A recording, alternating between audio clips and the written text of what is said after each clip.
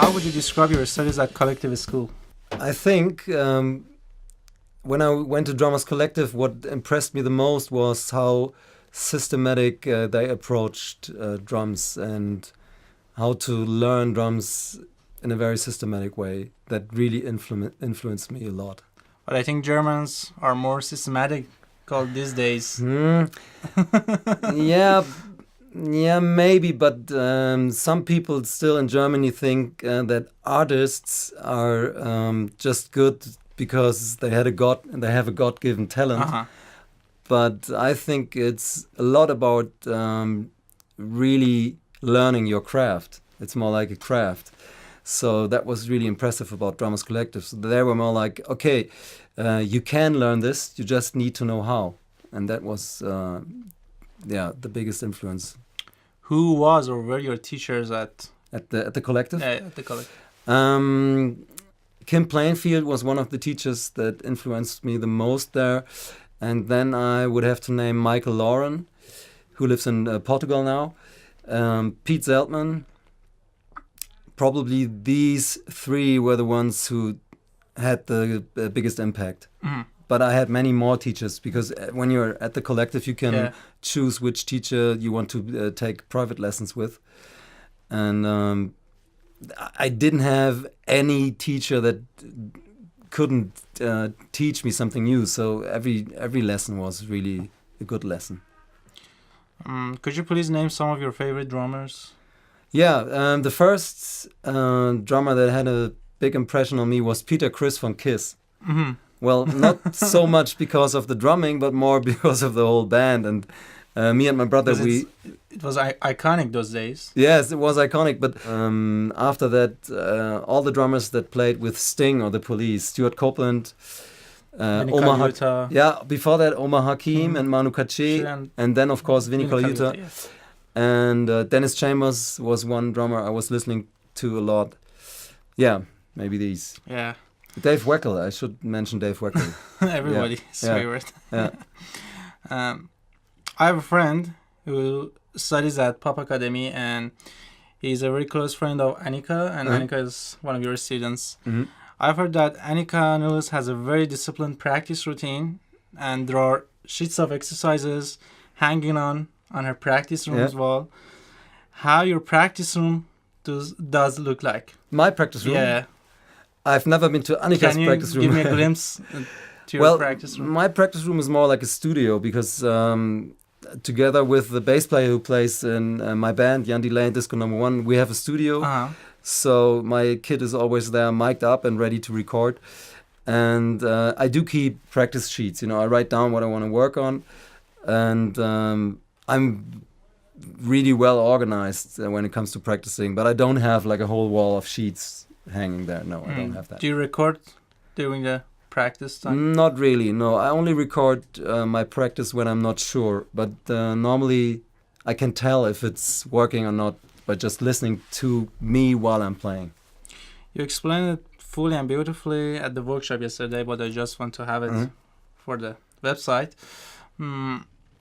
How do you manage your practice routine and the process, the procedure you just mentioned?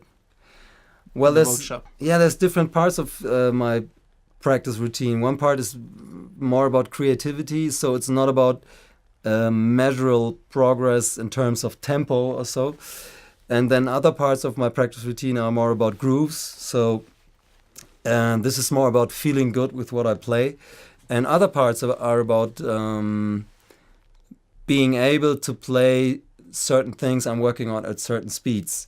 And then I always write down the date when I started to work on a certain idea and keep track of the progress I make, which is that's very good. So that way you actually see on a piece of paper your progress. So that's a very good thing to do. Okay. You have a book called The Groove Book. Yes.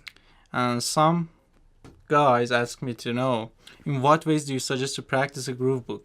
Do you suggest to play the same groove every day for like 20 minutes until the perfection comes to it, or just have different grooves for a day and make the sound great in a specific period of time? I think, the thing about the book is that it covers so many different ideas. So you can work on different chapters of the book at the same time if you feel like that.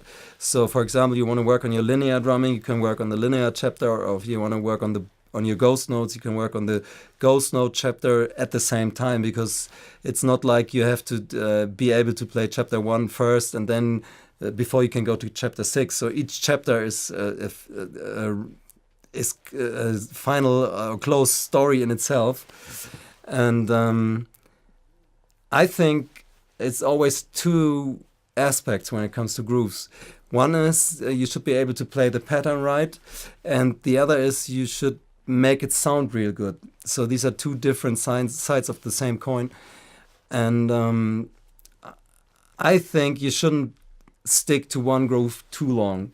I think it's better to progress through the book, and always you should be able to play it well, of course. Uh-huh.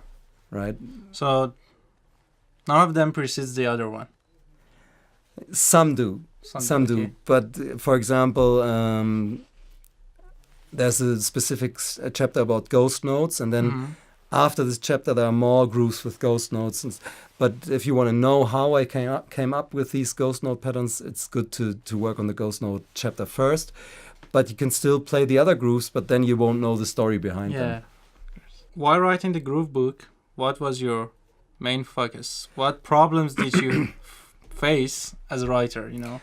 Yeah, the thing was, I always write my own exercises since I went to Drummers Collective. And I have so many exercises, either written on paper or in my computer.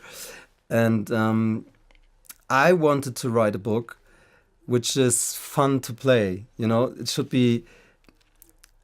Everything in the book, I believe, sounds good if you are able to play it well. And there are some books on the market which are more about systems, and then only a few things sound good, but some of it is only because the system tells you to play this way. And so I wanted to write that book, and like I was really enjoying working out of Future Sounds by David Garibaldi. Yeah.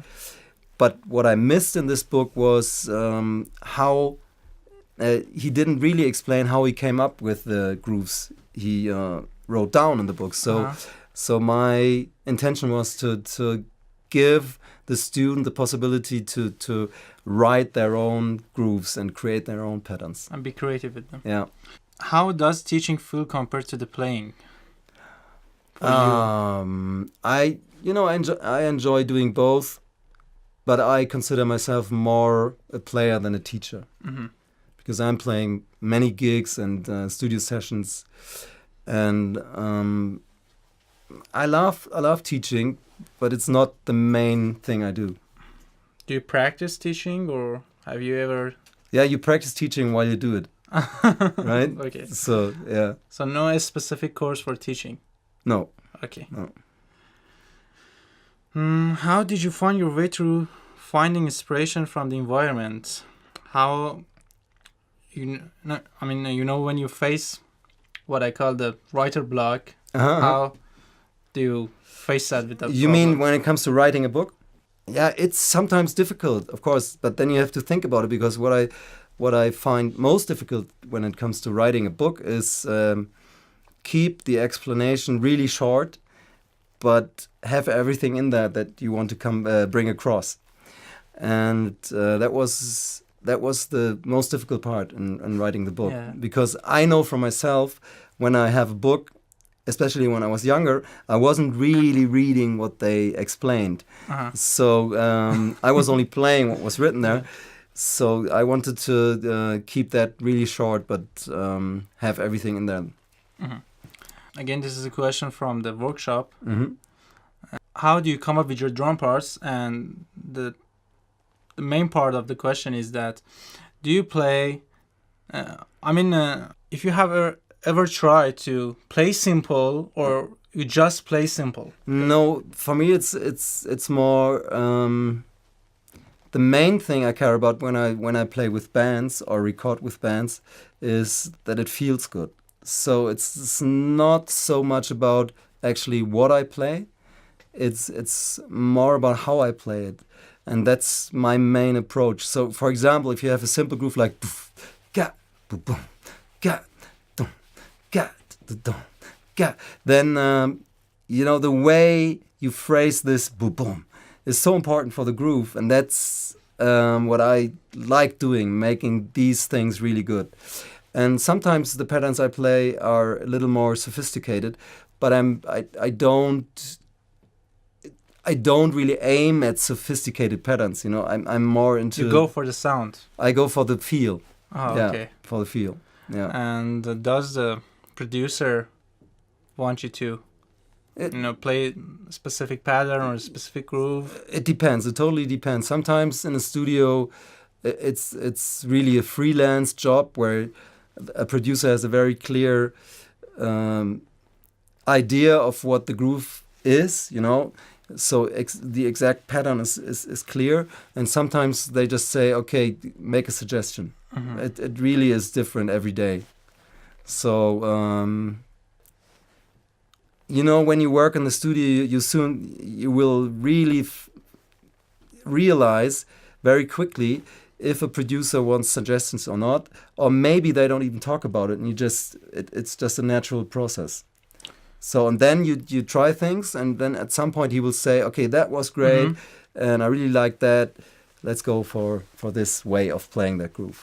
Okay. Could you please talk a little bit about your experience playing with Jan Delay and Disco mm-hmm. Number One? Yeah, I joined the band in 2006, which is 9 years ago. And it's just the best experience, I have to say, mm-hmm. For several reasons. Well, what the public sees is not always the right image, But with Jan Delay, we play huge concerts. Not always, but often, especially in the festival summer. We have a long festival season in Germany from the end of May until the beginning of September. And we get to play in front of 50,000 people, for example. And it's so much fun to do that. But at the same time, the whole band is enjoying that so much because Jan, he's the boss, and he is so generous in so many ways. So the feeling in the band is really, really good. And you don't have that much. It's like a band. It's a band, actually, and he wants it to be a band. And I know it from other artists who might play in front of large mm-hmm. audiences as well, that the overall feeling in the band is not that good because there are some issues that the musicians are not happy with. It might be money, or it might be that they are not playing on the records, or it might be that they are not involved in composing or writing the music. And with this band, we're involved in everything. We write the music together, and we play on the CDs, and then we play live on stage together. And even if I think that the set list isn't really good, because I think, well, that's not a good song to start with or anything else, then he's always listening to our suggestions. Most of the times being just a drummer sucks. Not really, it's okay too. For me, it's this profession has so many different aspects, and sometimes I'm just a drummer, but I like being a drummer. Okay. So, and sometimes I'm a band member, and sometimes I'm just the hired guy who plays what the producer wants me to play. So you enjoy either of them? Yeah, really, yeah. What's your plan for the near future? Like the really near future is when I come back home, I go to Scotland for the mm-hmm. Scottish Drumming Festival or Drum Festival, and after that I'll be traveling to Canada to give a online masterclass at Drumeo. Oh, that would be awesome. Yeah, that's cool. And do another masterclass in Victoria, December 5th. So will this video be online before December 5th? I hope so. Okay. So if anybody from Canada sees this, there's a masterclass on December 5th in Victoria. And after that, I'll be going to the US and do a few workshops and masterclasses there. And then we celebrate Christmas in Germany and we don't work. So, yeah. Okay, thank you so much.